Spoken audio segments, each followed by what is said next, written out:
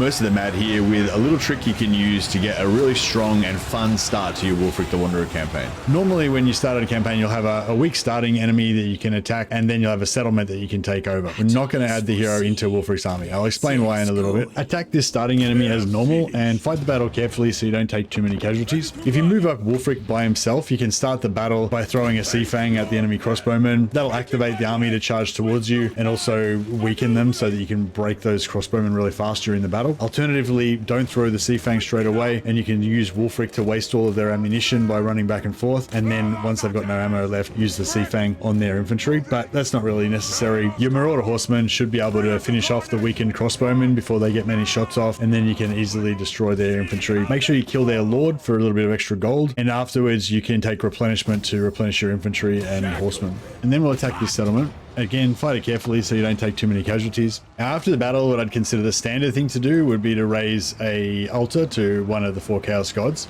But in this case, we're just going to sack it. Now, the reason we've got this hero out here is to scout Lost Ericsson. Move your shaman slowly up this direction. You can press R to speed up or slow down campaign movement, and then just hit backspace as soon as you spot Skeggy so you don't waste any movement. Then get Wulfrik's army and use Wulfrik's teleport mechanic to teleport his army to Skeggy. If we'd occupied the settlement, we wouldn't have any movement left. But because we only sacked it, Wulfrik's still got enough movement to then attack Lost Ericsson. We don't need the hero anymore, so move him back over here and recruit a new lord back at Trollfjord. If you fought the first 2 battles carefully, you can just auto-resolve this 3rd battle just to save a bit of time. You won't lose any units and you'll get a lot of replenishment next turn to make up for it. Defeating their chieftain gives you the Confederation. Confederate the Skeggy, and then you have another choice to make. If you want a more streamlined, fun campaign, take the option to abandon Trollfjord, get a free 10,000 gold, 500 spoils, and then just to be extra cheesy, just reoccupy it again. You can save your mental energy by just ignoring it from then on. It's not important, but we'll give you the distant capital so you can get the seasoned campaigner trait. For the more complex, but probably overall more powerful dual start option, keep Trollfjord. That's better because it'll give you the plus 100% post-battle loot for the next 5 turns, which will probably be worth more than 10,000 gold anyway, plus 50 growth to all provinces, and critically, it allows you to start recruiting 3 units on your lord at Trollfjord on turn 1. Regardless of which option you choose, you've now confederated the Skeggy, and you've got 2 tier 2 settlements. Normally, you'd take Monument and then teleport to either Port Riva or Swamp Town, attack from the water, and take that all on turn 1. So you get 2 settlements on turn 1, but there'd be 2 tier 1 settlements. With the turn 1 confederation, you get 2 tier 2 settlements, and you have a chance to get the extremely powerful landmark Lost Ericsson's Longhouse. This allows you to recruit bearmen, and it gives you +1 local recruitment capacity. The difference between 5 bearmen and 4 normal marauders is huge. If you're unlucky and you get the walls instead of the landmark building, I recommend you just restart. It's worth 10 minutes refighting those battles for the landmark. One last thing before you end turn 1, recruit ogre mercenaries from the nearby camp. That'll boost your power even more and deny your enemies from recruiting them. That's it for the 1 turn guide, but I did want to just share a couple more tips about exactly how Wulfrik's teleport mechanic works and what you might want to do on turn 2. You are well placed to take Port Riva and consolidate your province, or you can take advantage of Mazdamundi being up at Fallen Gates and snipe Hexawado. It's a tough battle, but a lot easier than it would be if Mazdamundi's army was there. Definitely fight the battle, don't auto-resolve it.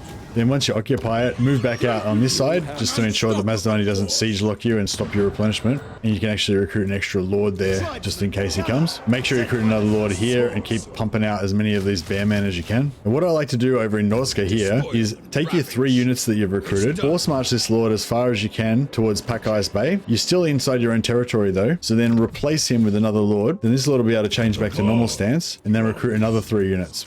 Next turn, he'll be able to force march to here. The following turn, he'll force march to there. And then on turn 5, you'll be able to take Pack Ice Bay with the Caster Lord and 6 Marauders if you're careful.